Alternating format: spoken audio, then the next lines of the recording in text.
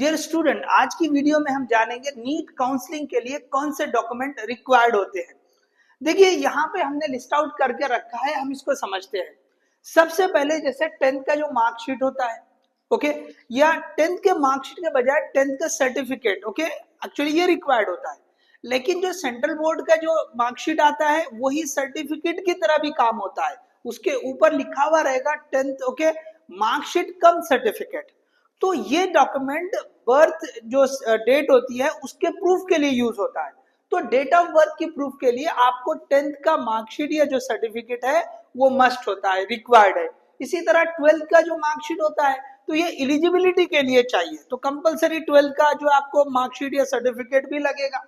इसी तरह 11th का मार्कशीट ये ऑप्शनल है, ओके, कभी लग भी सकता है, कोई जैसे अदर स्टेट वगैरह में कहीं पे जरूरी होता है, हम ऑल इंडिया कोटे में अगर जा रहे हैं तो हो सकता है वो 11th का भी जो है आपको मार्कशीट डिमांड करे। सो इसलिए बेटर है कि आप 11th का जो मार्कशीट है वो भी अपने साथ रखें। इसी तरह से जो कैरेक्टर सर्टिफिकेट है या लिविंग सर्टिफिकेट है, माइग्रेशन सर्टिफिकेट है, तो ये भी सर्टिफिकेट्स आपको रिक्वायर्ड है। माइग्रेशन सर्टिफिकेट भी आपको जो है जैसे अदर स्टेट में अगर जाना है तो वहां पर आपको रिक्वायर्ड हो सकता है, ओके। मतलब ये जरूरी नहीं है कि लगे, ओके, कुछ केसेस में लग भी सकता है, कुछ केसेस में नहीं भी लग सकता है माइग्रेशन सर्टिफिकेट, ठीक है। इसके साथ में अब देखो ये सारे जो है ना स्कूल या जूनियर कॉलेज लेवल पे जो है सर्टिफिकेट आपको मिल जाएंगे।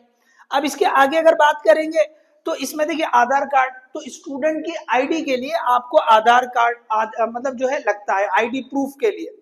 हाँ, अगर आधार नहीं है तो आप कोई और भी आईडी प्रूफ यूज कर सकते हैं, जैसे वोटर आईडी कार्ड है, पासपोर्ट है, वो आप यूज कर सकते हैं।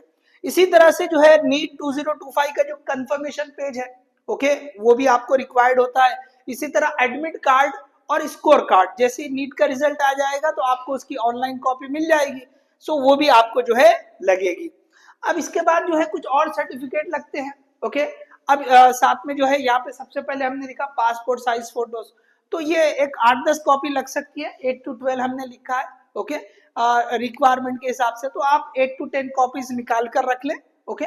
इसी तरह डोमिसाइल सर्टिफिकेट, ओके, कंपलसरी आप स्टेट कोटा में अगर आप जो है काउंसलिंग कर रहे हैं तो कंपलसरी आपको डोमिसाइल सर्टिफिकेट लगेगा। इसी तरह ऑल इंडिया कोटे में जा रहे हैं तो आपको नेशनलिटी सर्टिफिकेट लग सकता है, ओके। कॉमनली आपको मेडिकल फिटनेस सर्टिफिकेट लगेगा। गैप सर्टिफिकेट, ऐसे स्टूडेंट जो रिपीटर है उनके लिए गैप सर्टिफिकेट लग सकता है। इसके बाद जो है देखिए एक एफिडेविट आपको देना पड़ता है, स्टूडेंट की तरफ से भी और पेरेंट्स की तरफ से भी, फॉर एंटी रैगिंग, ओके। तो आपको ये एफिडेविट भी देना पड़ेगा। साथ में आप जो है आधार जो है कार्ड्स पेरेंट्स की भी, उनकी भी आप कॉपी रख ले, ओके, उसकी भी कभी जरूरत पड़ सकती है। तो ये जो है डॉक्यूमेंट्स है जो आपको लगेंगे। अब इसके अलावा जो अदर कैटेगरीज होते हैं, ओके, चाहे वो जो रिजर्व कैटेगरी हम जो बोल रहे हैं, चाहे कास्ट के हिसाब से हो या जो है पीडब्ल्यूडी हो, ओके, इसी तरह से कुछ और कोटा भी होते हैं, एनआरए, तो उनके हिसाब से अलग सर्टिफिकेट्स लग सकते हैं।